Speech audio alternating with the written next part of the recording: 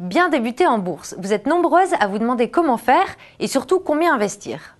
Pour commencer, sachez qu'aucune somme minimale n'est requise. Vous pouvez tout à fait n'investir qu'1 euro.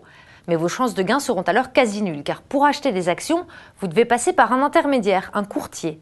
Il vous facturera ses services en prenant des commissions calculées sur le montant et le nombre des ordres passés. Par exemple, si votre courtier prend 0,7% de frais de courtage, vous paierez 35 euros si vous achetez 100 000 euros d'actions et 42 euros si vous les revendez à 1 000 euros. En théorie, vous avez donc gagné 1 000 euros, soit 20% de hausse. Mais avec les frais, votre gain n'est plus que de 923 euros.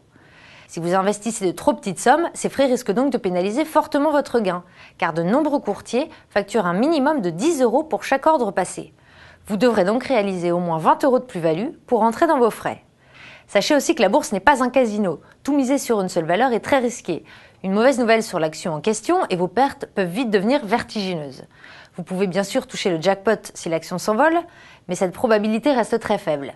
Pour limiter votre risque, diversifiez votre portefeuille. Ayez plusieurs lignes d'action dans des secteurs différents. L'idéal pour débuter est d'avoir 5 à 7 valeurs différentes. Au-delà de 10, cela peut prendre beaucoup de temps sans pour autant limiter beaucoup plus le risque. En prenant en compte tous ces éléments, il est donc possible de commencer avec 1 500 euros.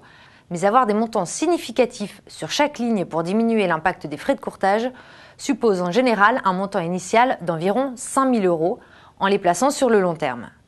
Pour les débutants, il est prudent de n'investir qu'une faible part de votre patrimoine, jusqu'à 15%, et surtout de placer en bourse que l'argent dont vous n'aurez pas besoin à court ou moyen terme. Enfin, un dernier conseil pour les plus frileuses. Les simulations boursières, facilement accessibles sur Internet, vous permettent de réaliser des portefeuilles fictifs sans débourser 1 euro. En achetant et vendant virtuellement, vous pouvez vous acclimater au marché financier avant de vous lancer dans le grand bain. À bientôt sur Terra Femina.